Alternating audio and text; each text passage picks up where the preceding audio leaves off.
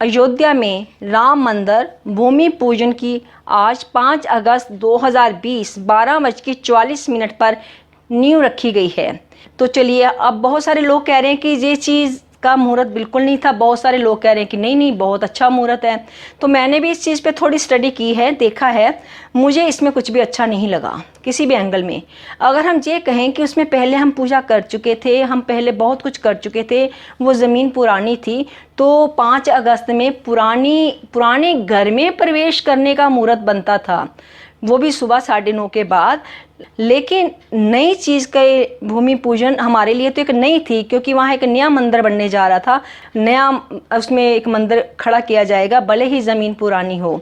तो मैंने इस चीज़ पे ध्यान दिया। ध्यान देने के बाद मुझे जो सारी चीज़ें नज़र आई, कोई अभिजीत मुहूर्त नहीं था, कोई और भी शुभ मुहूर्त ऐसा नहीं था जिसको मैं ये कहूँ कि बहुत ही बढ़िया चीज़ है। तो फिर मैंने उस 12:44 का जो मैंने कुंडली बनाई है, उसका तुला लगन मेरे हाथ में लगा है। तुला लगन बनाने के बाद जिन लोगों ने ये टाइम निकाला है, उन्होंने अपनी तरफ से तो बहुत ज़्यादा समझदारी ये दिखाई है कि 10वें भाव में सूर्य बुध आदित्य का योग है, और उन्होंने ये देखा लग्नेश पति भागेश में राहु के साथ बैठा है। उन्होंने ऐसे ऐसे योग दिखा दिए कि लावेश दशमेश में है और भागेश दशमेश में है, ये तो एक बहुत बड़ा राजयोग बनता है। तो चलिए मैं इस विषय में बात करके उनको एक बता दूं, उन्होंने एक बहुत बड़ी गलती की है। इस लगन में जो ईंट रखी गई है, उसका सीधा बुरा असर जो जाएगा वो सरकार पर ही जाएगा। इनको इतनी सराहना नहीं मिलेगी, इतनी प्राण इनकी जो है प्रतिष्ठा जो है आँच आएगी कोई ना कोई। वहाँ पे जो क्या है कि शनि की पूर्ण दृष्टि सूरज के ऊपर है। सूरज के ऊपर सीधी शनि की दृष्टि होना बहुत ही अशुभ होता है। आपको मैं एक चीज़ बता दूँ, सोना कभी जलता नहीं है आग में। जब शनि की दृष्टि होती तभी सोना जलता है। यानी कि सोने की जो लंका थी वो जली नहीं थी आग से। जब हनुमान ने शनि की वहाँ जो उसे बंदी बना रखा था रावण ने, उसको खोला था, तो जैसे ही उसको खोला था शनि सीधे खड़े हुए थे, उनकी दृष्टि पड़ी थी सोने की लंका पे, उस वक्त वो राख हो गई थी। तो यानी कि शनि की दृष्टि सूरज के ऊपर बहुत ज़्यादा खराब होती है। इसी चीज़ में क्या होता है, जिसने नींव रखी हो, या सरकार हो, या उनका जो मुखिया होता है, हेड होता है, राजा होता है, उनको कष्ट भोगना पड़ता है। वो कष्ट क्या होता है, गले से लेके हृदय तक कोई बीमारी भोगनी पड़ सकती है।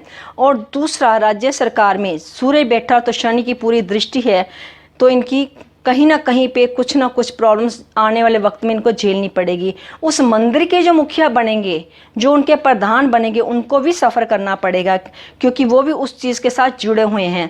पहले उनको लगेगा बहुत कुछ अच्छा हो रहा है, लेकिन आगे चल के उनको बहुत ज़्यादा चीज़ें सफ़र करनी पड़ेंगी। उनको लगेगा कि ईजिली सब कुछ स्मूथ हो जाएगा, इतना ईजी स्मूथ कुछ भी नहीं होगा।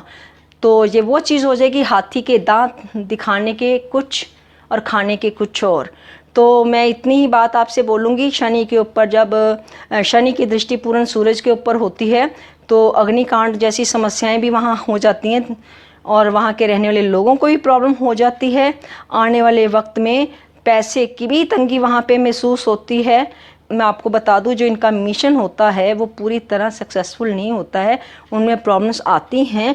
अगर मैं मुहूर्त को छोड़ देती हूँ एक तरफ और कुंडली और ग्रहों की बात करती हूँ, तो ग्रहों में भी सबसे बड़ा माइनस पॉइंट यही है कि 10वें भाव के ऊपर जोर नहीं दिया गया। इन्होंने सोचा बुध आदित्य योग हो गया तो हो गई बल्ले बल्ले, तो इन्होंने ये नहीं देखा शनि मकर राशि का बैठ के सीधी 7वीं दृष्टि देख रहा है। तीसरी दृष्टि होती तो बात कुछ और होती, 10वीं दृष्टि होती तो भी बात कुछ और होती। जो तो सीधा आमने सामने है एक दूसरे के। तो ये जो आज हो गया उसका आने वाले टाइम में पता लगेगा। आप उस चीज़ का थोड़ा इंतज़ार कीजिए, खुद पे खुद आपके सामने नतीजे आ जाएंगे। नमस्कार।